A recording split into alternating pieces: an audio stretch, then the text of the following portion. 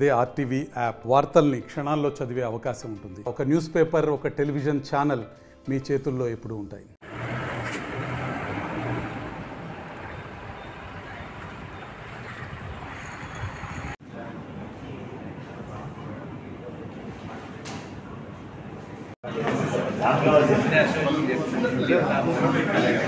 అల్లూరి సీతారామరాజు గారు వారిని మన్యం ఫీల్డ్ అని కూడా అంటారు.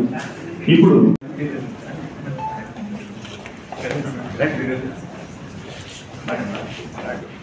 సిఇఓ గారు జ్యోతి ప్రజ్వలం గారి నుంచి యుద్ధ ప్రావీణ్యమైతేనేమి, యుద్ధ నిరతి అయితేనేమి, ఆ యొక్క పద్ధతి విదేశీ వారికి బానిసయ నా తల్లి హస్తానికి సంకెళ్ళ భరించరాని బాధ దుర్బన వేదన రుద్రో మేము పిరిగి పందరమా అది గాజులు తొడిగించుకున్న వారికి చెప్పండి. శరీరం తుర్ల పడిపోయి రక్తం తరాలు క్షమిస్తుంటే వీపున పసిబిట్టని ఎత్తుకొని ఓరా ఓరి కపోరన్ వీర నరీరమాత ఉన్న దేశం ఇది. తల తెగిపోయిన ముండంతో పోరాడిన వీర భూమి ఇది. ఈ భూమిలో పండించిన పంట తిని శౌర్య మనవును నా చెప్పుకున్న వీరి యోధులే మా భారతీయులు. తుది భారతీయులు ఉన్నంత వరకు భారతదేశం స్వతంత్ర దేశం, నా దేశం స్వతంత్ర దేశం. మీకెందుకు కట్టాలా శిస్తు? ఎండనక వాననక కష్టించి పండించే కర్షక సోదరులుండగా మీకెందుకు కట్టాలా శిస్తు?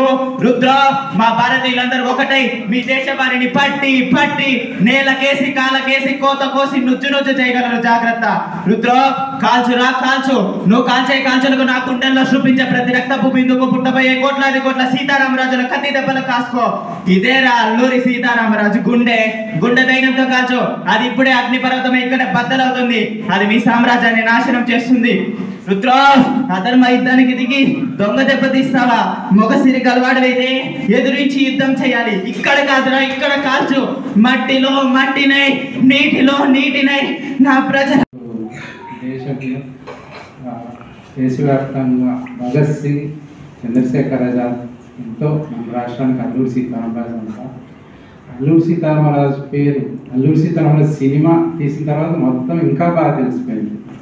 ఈ సినిమా 1974లో కృష్ణ తీయడం, అది సూపర్ హిట్ కావడం, దాంట్లో అద్భుతంగా ఉన్నాయి పాట.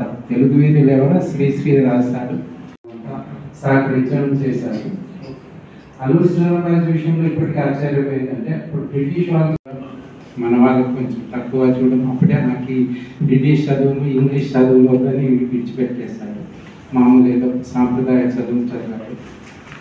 తర్వాత యువకుడైనప్పుడు దేశవ్యాప్తంగా తిరగడం, అన్ని చోట్ల తిరిగి ఈ బ్రిటిష్ వాళ్ళకు వ్యతిరేకంగా అన్ని సభల్లో పాల్గొనడం జరిగింది.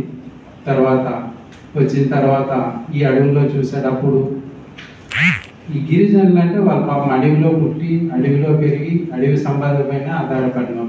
వాళ్ళపైన ఈ ఫారెస్ట్ చట్టాలు అప్పుడు రావడం, వాళ్ళపైన రిస్ట్రిక్షన్స్ అన్ని విధించడం వల్ల వాళ్ళలో పాపం చాలా అసంతృప్తి ఏర్పడింది.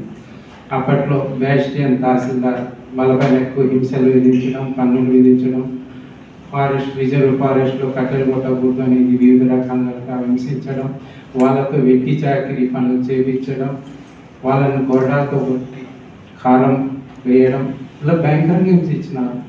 అప్పుడు ఇవన్నీ చెల్లించి వేయి సీతారామరాజు వాళ్ళంతా ఒక గ్రూప్